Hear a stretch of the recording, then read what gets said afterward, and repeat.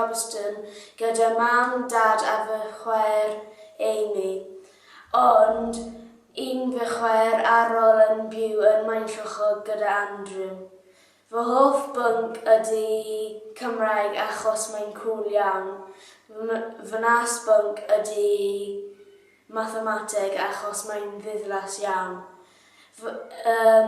Dwi'n hoffi chwarae rygbi achos mae'n rygbi yn wych. Dwi'n meddwl bod siarad Cymraeg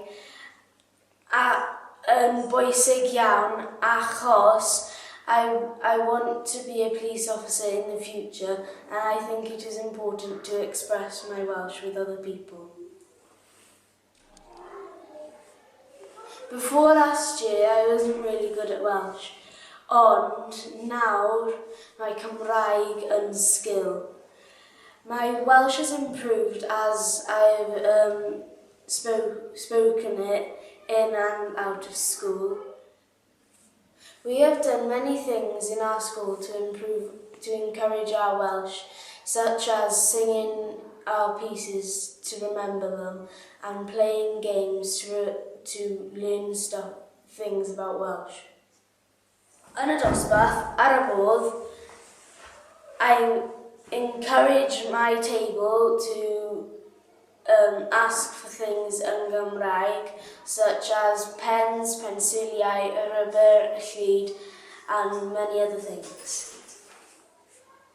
Diolch yn fawr i Mrs McGarvey a athrawon am helpiau fi gyda Cymraeg. Dwi'n moyn gwella. Wendy McGarvey ydw I, athrawes Ellie-May yn Ysgol St Aidan. Ellie-May has always been interested in Welsh, but her progress this year has been tremendous. She's really encouraged the others in the class, and it's really contributed to the level of Welsh that has been raised within the class. 12 months ago, Ellie-May was not brilliant at Welsh, but she has transformed her efforts over the last year and has now become the highest performer in her class. So we're really, really pleased for her.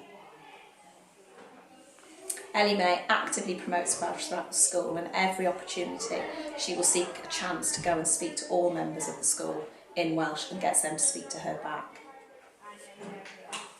Ellie-May is really self-motivated and she's very keen to develop the language both in school and out of school.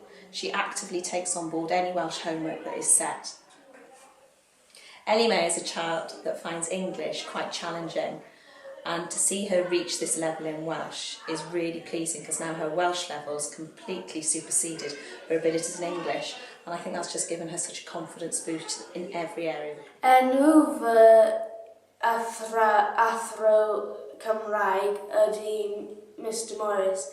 Mae Mr Morris yn dalentog iawn. Helo, Simon Morris ydw I, a dwi'n helpu mas yn Ysgol St Aidan gyda'r Cymraeg, a wrth gwrs dwi'n dysgu cerdd yna hefyd.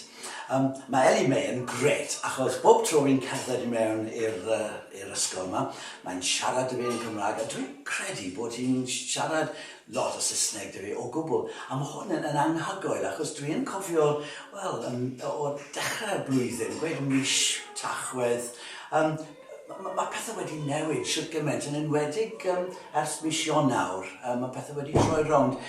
Ers mis Ionawr, ni wedi disgwyl iddyn nhw siarad lot o Gymraeg yn yr ysgol, ac mae Ellie-May wedi ffindo Sais. Mae'n anodd I weid yn ddigon cryf bod hi'n just siarad yn Cymraeg trwy'r amser. Wel, dy fi o leia. So dwi'n credu am y reswm na, mae hi'n heiddi'r Gwobr yma. Dwi'n hapus to be nominated for this award achos mae'n siarad Cymraeg yn wych.